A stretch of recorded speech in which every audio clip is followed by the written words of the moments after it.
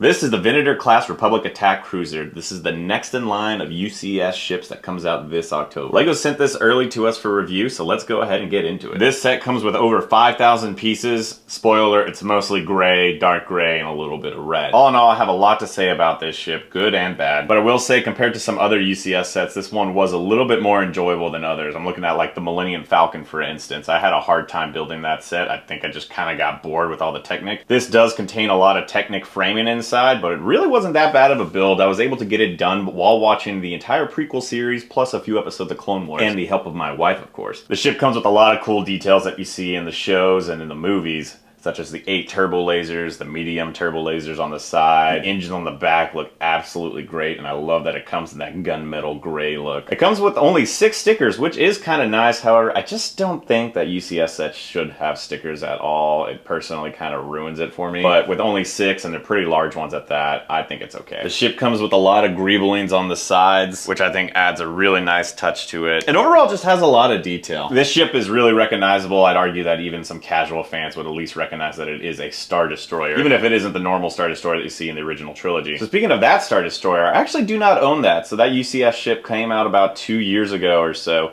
and I really wanted it. However, I was just not totally sold on it.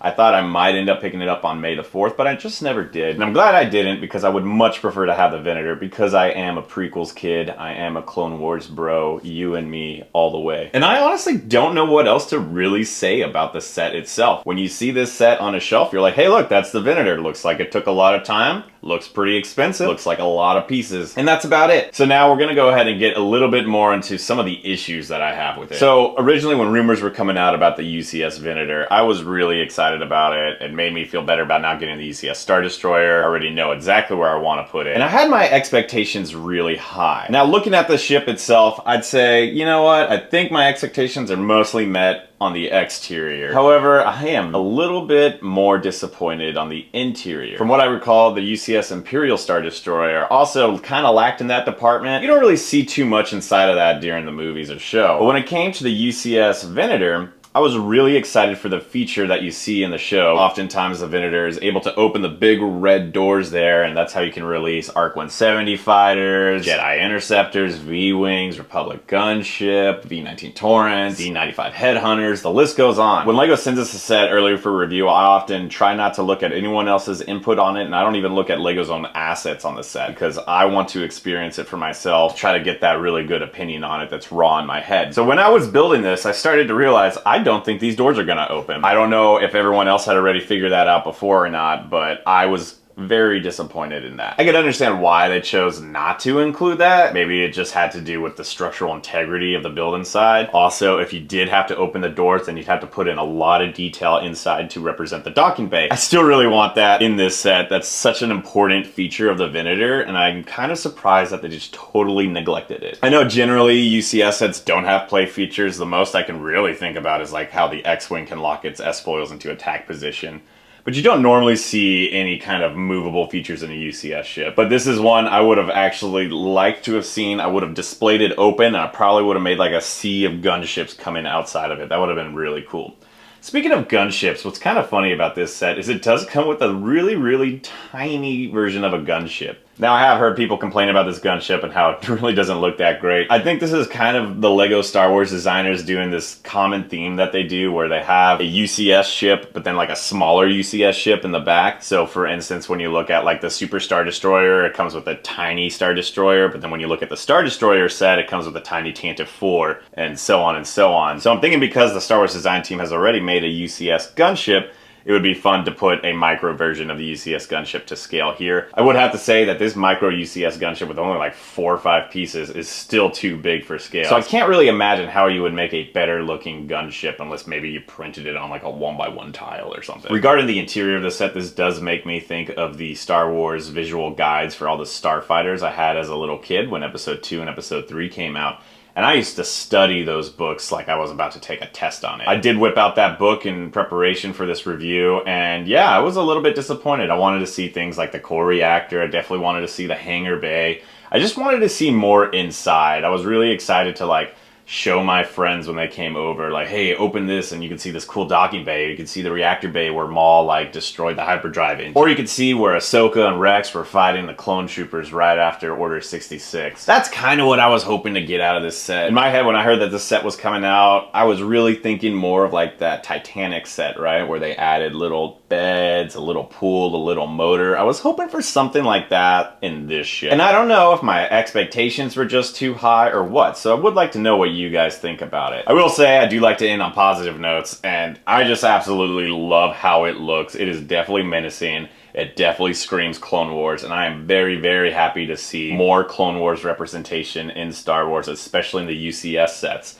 This is actually the third prequel set that we have gotten in a UCS. That's following Obi-Wan's Jedi Starfighter from like 15 years ago, the Republic gunship from 2 years ago, and now the Venator. So I am hoping we get a little bit more. And the stands do seem sturdy, however, I would be careful about moving it back and forth because I have seen the beams start to bend a little bit while just placing things together. I think it's fine now that it's kind of steady state, but while you're putting it together, you might just want to be careful about it. Something else interesting about this ship is that the bridge is red. I wasn't expecting that because generally when you see it, it's gray. At the beginning of Revenge of the Sith, you see it and it's gray, and we know that the LEGO designers typically base things more off the movies than the show. However, you do see it a few times in Clone Wars red like that. I believe Anakin Skywalker's Venator is red, and I'm assuming this is supposed to be Anakin Skywalker's Venator, as it does come with Admiral Yularen and Captain Rex. Now, this isn't the first time LEGO has actually made the Venator before. There was a playset that came out a few years back, which I have here, and it is totally dwarfed by this enormous UCS version. There was also a couple micro builds and polybags that also represented the Venator. And last, we can't forget to take a look at the Plaque. This is a UCS set, which generally comes with these UCS plaques. Thankfully, we no longer have stickers. We have actual printed plaque pieces with the unfortunate little nub there.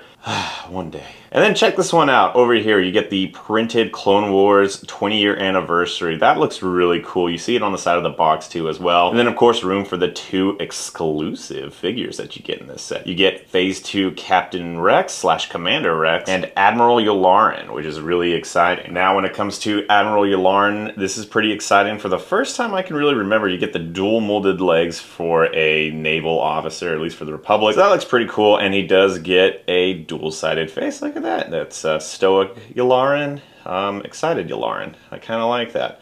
And just for fun, I know you guys like this, I'll compare it to the only other version of Yularen that you get. This was in a Rebels polybag years and years ago, and there he is. Look at that. Happy mustachioed man. Now this one over here does not come with back printing, but it is kind of cool to see the young and old Yularen. Now for the figure, everybody's talking about Phase 2 Commander / Captain Rex. I honestly think he looks great. He really matches really well with the modern day clone troopers, with everybody's favorite helmet holes on the side. That is how you're gonna put that rangefinder on him. I really like what they did with his arms there. It looks super fantastic with that big streak going through it, and they do it on both sides, which is really cool. Check that out. And there's the back there. So no printing on the back, that never happens. No printing on the side. Would be kind of cool to have his holsters there, or more importantly, the little skirt. You know how us LEGO Star Wars fans get about not having skirts on our minifigures. No, but really, I'm not a big fan of the printed skirt piece unless it goes all the way around. I wish they would just bring back the normal skirt piece, and especially in a UCS set, I'm kind of curious as to why they didn't. You can take off his helmet, and boom, look at that. He's got his little inhibitor chip, or rather, after he gets his inhibitor chip taken out. And look at the detail there on the helmet. I love all the little scratch marks that he has on there, and I love the little blue area where he fuses together his Phase 1 and Phase 2 helmet. It looks great. You're gonna also kind of see it here. There's some white scratch marks on his arm that he has, I'm sure from numbers of droids he's killed or battles he's been in. So that's pretty cool.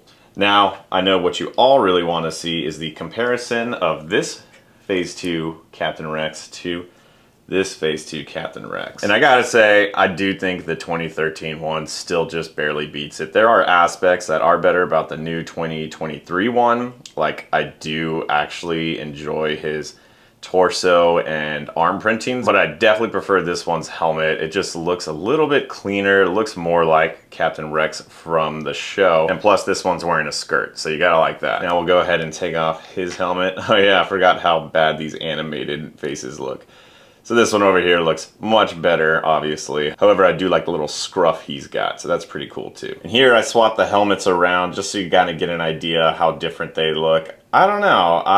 I don't think it looks right this way. I think this figure looks better than this figure, at least, but I still like this helmet more. Once again, I'd like to say thank you to LEGO for sending this to us early for review. We really appreciate it. And let me know what you guys think about this set. Am I right to be disappointed in the lack of interior in this set? Or is that just the expectation for capital ships and UCS style? I'd love to hear what you guys think about it.